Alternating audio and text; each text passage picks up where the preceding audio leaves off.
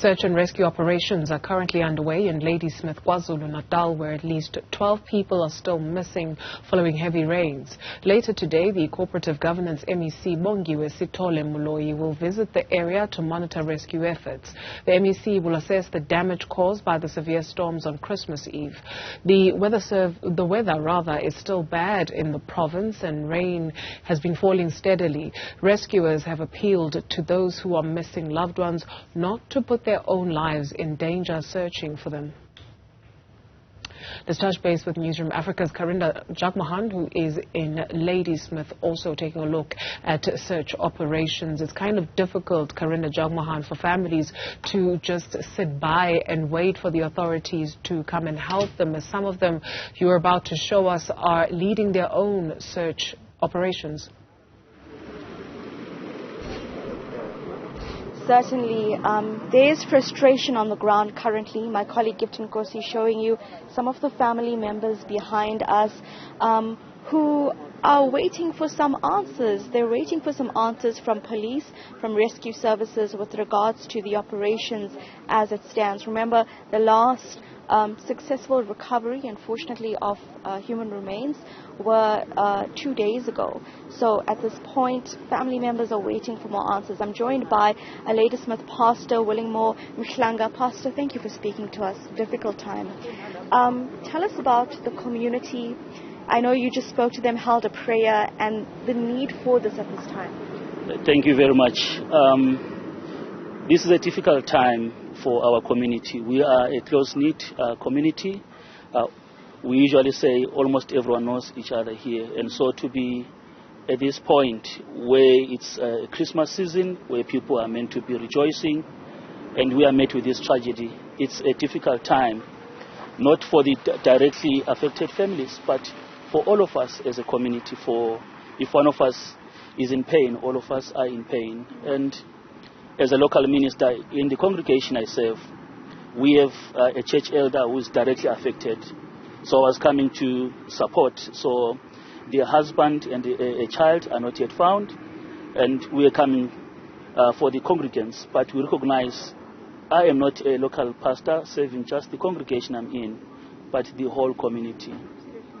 And so we are really grateful for the support that has been given by the community members, responding, whether various resources, clothing, blankets, food, but also we appreciate the various religious bodies that have responded. This is not about the Christian church. It transcends because it's about humanity, and all of us are affected. I'm not representing our ecumenical bodies. I come as a local pastor, but we are here to offer any support we can give. Pray, offer counseling, and just to be there even without saying anything, because it's a difficult time for the families. As we just wait and wait and wait, and nothing coming so far. It's certainly a difficult time. You can even feel the tension here. Pastor, the tragic incident that happened with the father and his children, we've been reporting on it. I believe the daughter was found. You know the ages, and can you tell us more about the family? If you'd allow me not to divulge much, because I haven't consulted them, I think they deserve that privacy. But as I was talking to the church elder this morning, she says the mother could not even identify their own child because of the state and all that. It was a relative, a sister, who we had to positively identify. This speaks to the trauma. I cannot even imagine what she is going through, particularly that she's still waiting for her husband and the other child. And all this happens when she was wrapping Christmas presents. And this is what we are hearing. And the next thing, she's picked up at the robots, having been swept away from her home. Oh my gosh. You have to offer counseling now to the families around us. You know, tell us about how you are undertaking this mission, what you're telling the families, what they need to hear. You know, even if I'm a minister that has been trained, in such moments, you run out of what to say. At times it's just standing next to them so that they know there's someone standing with them. And also, as being led by the Holy Spirit, if there's any words to say to them, I will share with them. We are speaking as other colleagues to say, what more can we do, whether opening the churches, the halls, if there's need for accommodation. But we are grateful. The community has been amazing in its response, the local government, and to understand the national government, the health services is here, the police department. So the response is really, really amazing. Pastor, just lastly, can you take us back to that Christmas Eve midnight, what you saw, what you remember? So Christmas Eve, we were grateful for the rains, because a few days earlier it had been extremely hot, and to receive the rains, something that we have been praying for. And so it was a welcome intervention by the Lord.